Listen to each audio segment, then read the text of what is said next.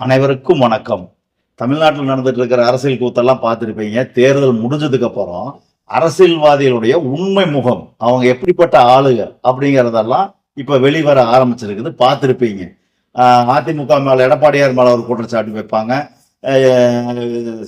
CV Shanmugam, SP Velumani அந்த team மேல ஒரு குற்றச்சாட்டு இருக்கு. அதை விட்டா திமுக தனியாக ஒரு பக்கம் இருக்கு.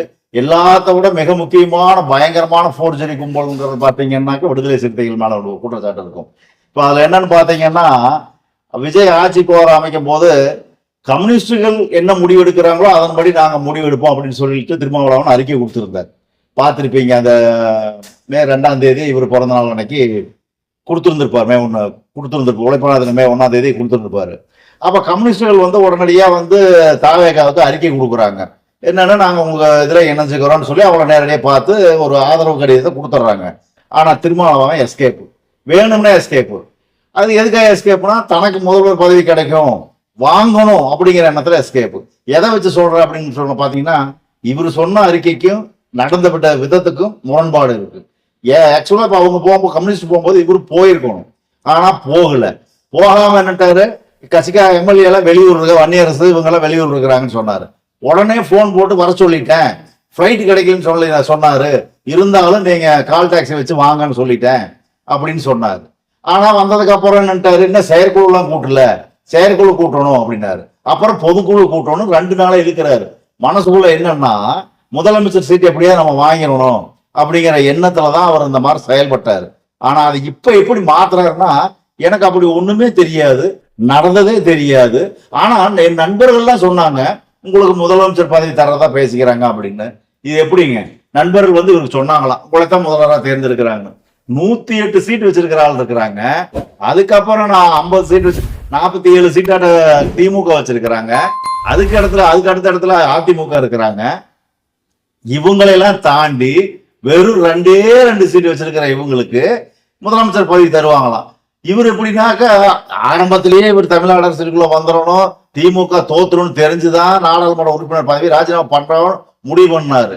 அப்புறம் திமுக கூட்டணி விட்டு இவருனால வெளிவர முடியல, இவருக்கு சீட்டும் கிடைக்கல, கேட்டத இடமும் கிடைக்கல.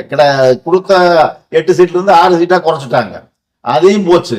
அதனால பயந்துக்கிட்டு இங்க தோத்து போயிட்டா எம்பி சீட்டும் போயிருமேனதான் இவர் வரல. அது இப்ப ஜெயிச்சதுக்கு அப்புறம், தாவேக்கா ஜெயிச்சதுக்கு அப்புறம் இவரோட எண்ணம் என்னன்னா, திருச்சி தொகுதி ராஜினாமா பண்றாருல விஜய், அதுல போய் திரும்ப போட்டிக்கிட்டு தான் ஜெயிச்சு முதலமைச்சர் ஆகிக்கலாம் அப்படிங்கிற ஒரு எண்ணத்துலதான் இந்த வேலை. அது அப்படியே திசை திருப்புறாரு பாருங்க. மக்கள்லாம் முடிவு பண்ணாங்க, என் நண்பர்கள் சொன்னாங்க, அவங்க முடிவு பண்ணாங்க, இவங்க முடிவு பண்ணாங்க. நானெல்லாம் ஒண்ணுமே பண்ணல, எனக்கு எதுவுமே தெரியாம 2 நாளா வேணும்னு இழுத்தீங்க. செயற்குழு கூட்டுது, பொதுக்குழு கூட்டு, என்ன செயற்குழு பொதுக்குழு, எப்பவுமே என்ன கூட்டின்னு எங்கள் தலைவருக்கு எல்லா உரிமையும் கொடுக்குன்னு சொல்லுவாங்க. அதை அப்பவே சொல்ல மாட்டாங்களா? 3 நாளைக்கு இழுப்பாங்களா? இது மாதிரி நான் முதலே ஒரு காணொலி சொல்லியிருப்பேன். 2 சீட்டை வச்சுக்கிட்டு 2 நாளா இழுத்துக்கிட்டு போந்திருக்கிறாரு அப்படின்னு. சோபா செட் வேற வருது, கேட்டால் ஒண்ணும் இல்லைங்கிறது, என்னென்னமோ நடக்குது, பேரமெல்லாம் பேசல அப்படிங்கிறது. அப்புறம் அது அப்படியே சனாதன கொள்கைங்கிறாங்க. ஒரு எஸ்சி எஸ்டி சேர்ந்தவங்க முதலமைச்சராக வர்றதை மக்கள் ஏத்துக்க மாட்டாங்க, இன்னும் சமூகம் வளர்ச்சி அடையல அப்படின்னு திருமாவளவன் ஒரு குற்றச்சாட்டு வைக்கிறாரு. இவரை முதலமைச்சராக ஏத்துக்கிட்டா வளர்ச்சி அடைஞ்சவங்க, ஏத்துக்கலைன்னா வளர்ச்சி அடையாதவங்களா? உங்களை மக்கள் ஒதுக்கிட்டாங்க. திமுக ஒதுக்கப்பட்ட ஒரு கட்சி, தீண்டத்தகாத கட்சின்னு திமுகவை வச்சுட்டாங்க. நீங்க அங்க கூட்டணியில் இருந்துகிட்டு 5 வருஷமா முட்டு கொடுத்துக்கிட்டு நீங்க என்ன பிரச்சனைக்கு போராடினீங்க? வேங்கை வயல் பிரச்சனைக்கு ஏதாவது போராடினீங்களா? இல்ல துப்புரவு தொழிலாளர் பிரச்சனைக்கு போராடினீங்களா? ஏதாவது ஒடுக்கப்பட்டவர் தலித் சமூகத்தை சேர்ந்த ஏதாவது ஒரு பிரச்சனைக்காக நீங்க போராடினீங்களா? ஆனா போராடாட்டி தான் பரவாயில்ல, நடுநிலை வகிச்சீங்களா? அதுவும் கிடையாது. அப்பட்டமா அப்படியே திமுக முட்டு கொடுக்கறது, இதெல்லாம் மக்கள் பார்த்துக்கிட்டு தான் இருக்கிறாங்க. ஸ்டாலினை தூக்கி வச்சுக்கிட்டு ஆட்சியை சூப்பர் ஆட்சின்னு சொல்லிக்கிட்டு முட்டு கொடுத்துக்கிட்டு, அடுத்தது உங்களுக்கு என்னமோ நொட்டுற மாதிரி, எங்க நொட்டி வாயில் வச்சுட்டாங்களே, இப்போ எங்க எல்லாம் தெரியுறீங்க. திமுக காரன் கொடுப்பாங்க, பிரேமலதா கொடுப்பாங்க. தோத்ததுக்கு காரணமே பிரேமலதா தான், தெரியுமா? ஆனா அவங்க எல்லாம் ஒரே இனம் கொடுப்பாங்க. நீங்க தெலுங்கர் தான், அதனால உங்களுக்கும் கொடுத்தாலும் கொடுக்கலாம்னு நினைச்சுட்டு தான் நீங்க அங்க போந்தது. ஆனா தெலுங்குல வெவ்வேறு பட்டியலா போயிட்டீங்க, அதனால உங்களுக்கு எல்லாம் கிடைக்காது. என்ன ஒரு ஆசை, 2 சீட் வச்சிருக்கிற நீங்க முதலமைச்சருக்கு ஆசைப்படலாமா? அப்ப 50 சீட் வச்சிருக்கிறவங்க என்ன பண்ணுவான்? யோசிச்சு பாருங்க. அதை பழி எப்படி திசை திருப்புறீங்க? என்னென்ன வேலையெல்லாம் நடக்குது? ஆரம்பத்திலே கொடுத்துட்டு போக வேண்டியதுதானே, எதுக்கு இந்த மாதிரி வேலை? அப்ப நான் வந்து இந்த விதமான இதுவும் இல்லாம நான் உங்களுக்கு ஆதரவு இப்ப சொல்றீங்கல்ல, ஏன்னா இப்ப எதுவுமே கிடைக்காதுன்னு தெரிஞ்சு போச்சு, அதனால சொல்றீங்க. இல்லைன்னா இன்னும் இழுத்துருப்பீங்க போட்டுக்கிட்டு. உங்களை விட்டாங்க, இவங்க தான் வந்துட்டாங்களே, எஸ்பி வேலுமணி எல்லாம் வந்துட்டாங்களே. அது லீமா ரோஸ்னு தெரிஞ்சுட்டாங்க போட்டு, தன்னுடைய காசை கொடுத்து எஸ்பி வேலுமணிக்கு எல்லாத்துக்கும் கொடுத்து உங்களுக்கு மந்திரி பதவி வாங்கி தர உடச்சு கூட்டிட்டாங்க. இப்போ நீங்க இல்லைனாலும் இங்கே ஆட்சி நடக்கும், அந்த மாதிரி வேலையை பண்ணிக்கிட்டாங்க. அதனால இப்போ பேசாம இங்கே ஓட்டிக்கலாம், ஆளுங்கட்சி எம்எல்ஏவா இருக்கலாம்னு இங்கே ஓட்டிக்கிட்டு தெரியுறீங்க. என்ன பொழப்பு இப்படித்தான் திமுகவோட ஒட்டுனீங்க. அடுத்து பஞ்சாயத்து எலெக்ஷன் வருதுல்ல, நீங்க திறமையான ஆளு, உங்க கட்சி பெரிய கட்சிங்கிறீங்களா, தமிழ்நாட்டிலேயே நாங்க மிகப்பெரிய போராளி இயக்கம் சொல்றீங்களா, அந்த உள்ளாட்சி தேர்தலில் நீங்க தனிச்சு போட்டிடுவீங்களா? முடியுமா?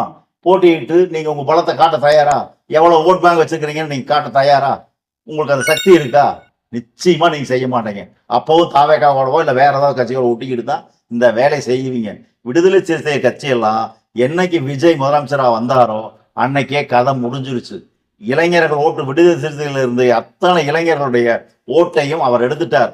அதாவது 100 ஓட்டு வாங்கியிருக்கிறாருன்னா அதுல 60-65 ஓட்டு விடுதலை சிறுத்தைகள் ஓட்டு தான். இப்போ உங்ககிட்ட இருக்கிற ஓட்டு ஒரு 20-30 ஓட்டு தான் இருக்கும். அதாவது உங்களால பாத்தீங்கன்னா ஒரு 1/2% 1% ஓட்டு தான் நீங்க எல்லாம் தமிழ்நாட்டிலேயே ஒன்றும் இல்லாம கட்சியே முடிச்சுட்டாங்க. அதனால போராளி இயக்கம்ங்கிற பேச்சுக்கே உங்களுக்கு அம்பேத்கர் வழி, ஸ்டாலின் வழி, லெனின் வழி, இதெல்லாம் நீங்க வாயில தான் பேசிக்கணும். உங்களோட நம்பருக்கு உங்க மக்களே தயாரா இல்லை, அதை தெரிஞ்சுக்கணும். அதை விட்டுட்டு நீங்க பாட்டுக்கு சும்மா அப்படி உங்க வாயில வந்து அடிச்சு நான் மிகப்பெரிய போராளி, நான் மிகப்பெரிய உத்தமன் அப்படின்லாம் சொல்ல வேண்டாம். நீங்க என்னென்ன பண்ணீங்கிறது மக்களுக்கு எல்லாத்துக்கும் தெரியும், தெரிஞ்சுட்டாங்க. புரியுதுங்களா? நீங்க இல்லைனாலும் ஆட்சி நடக்கும். திமுகவோட கூட்டு சேர்ந்ததுக்கான பலன், அதை அடுத்தது அதிகாரத்துக்காக போய் கொள்கையவே அடமானம் வச்சது, முட்டு கொடுத்தது, ரவுடிசம் பண்ணது, எல்லாத்துக்கும் பலன் தான் இப்ப தமிழ்நாட்டு மக்கள் வழங்கி இருக்கிறாங்க. அந்த வகையில சந்தோஷப்படுறோம். நன்றி, வணக்கம். மீண்டும் அடுத்த ஒரு காணொலியில் நான் உங்களை சந்திக்கிறேன்.